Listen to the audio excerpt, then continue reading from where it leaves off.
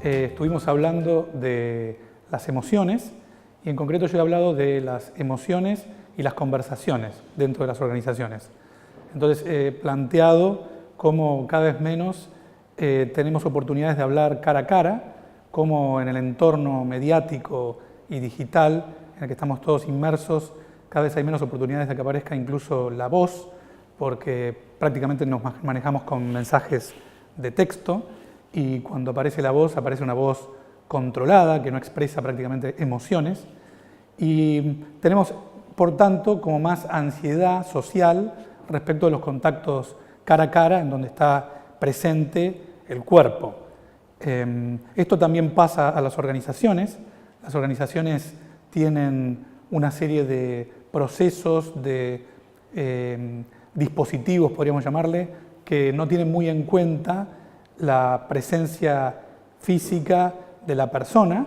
Por ejemplo, hay muchos procesos diseñados para trabajar a distancia cuando una empresa está en varios países que prácticamente no tienen en cuenta la experiencia del usuario, las posibilidades de conversar un poco por afuera de ahí. Y entonces yo creo que la solución para eso es la conversación.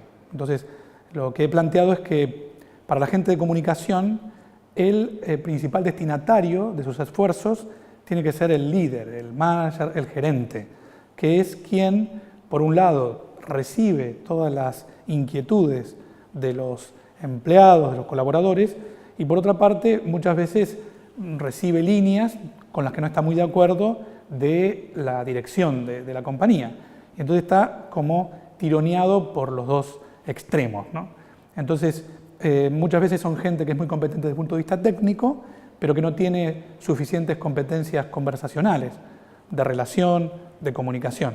Entonces, todo el esfuerzo debería ir dirigido a apuntalarlos, brindarles capacitación. Son un medio de comunicación, el principal medio de comunicación interna. ¿Y qué tiene que ver todo esto con las emociones? Tiene mucho que ver porque creo yo que es en la conversación cara a cara, en la relación interpersonal, donde aparecen las emociones.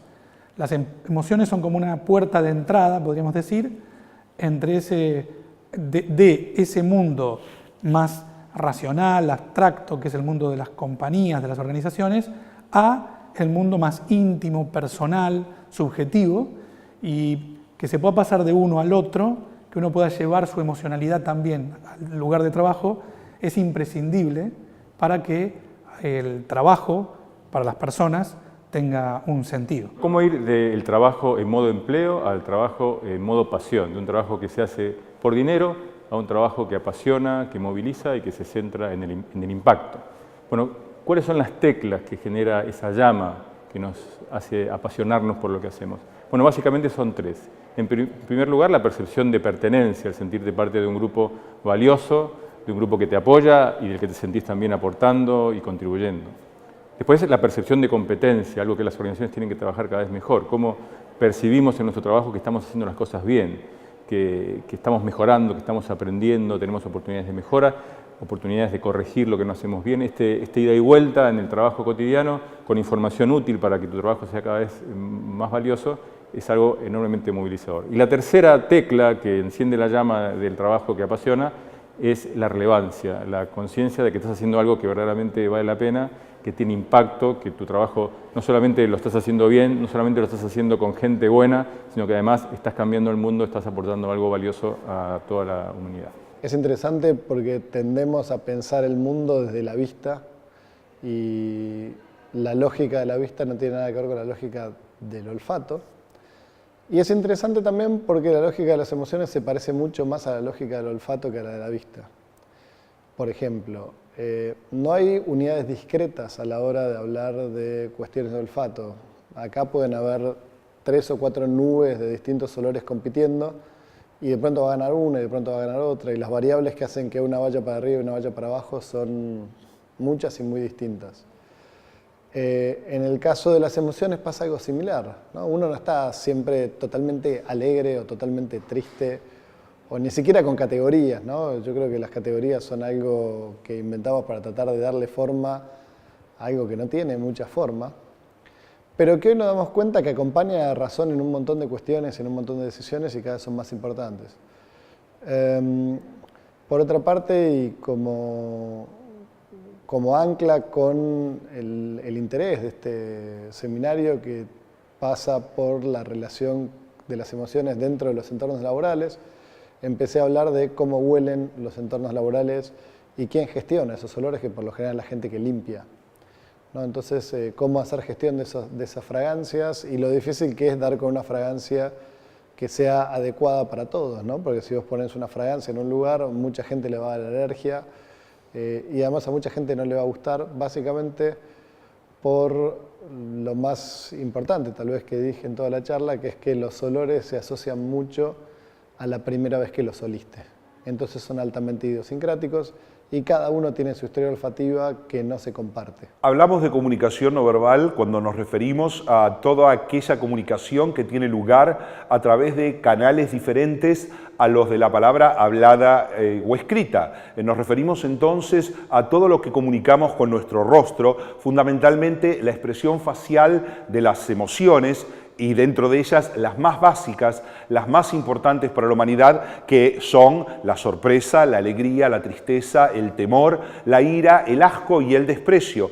Todas ellas tienen expresiones faciales universales. Eso significa que ante determinados eventos que son prototípicos, se pone en acción un mecanismo de desencadenamiento ligado a un programa genético que activa ciertos músculos del rostro y produce una expresión especial para todos, sin distinción de la sociedad, de la cultura a la que se pertenezca. ¿Para qué usamos esto? La expresión facial de las emociones. La usamos, entre otras formas, en la detección de sus versiones microexpresivas para entender qué le está pasando al otro que no nos lo esté diciendo.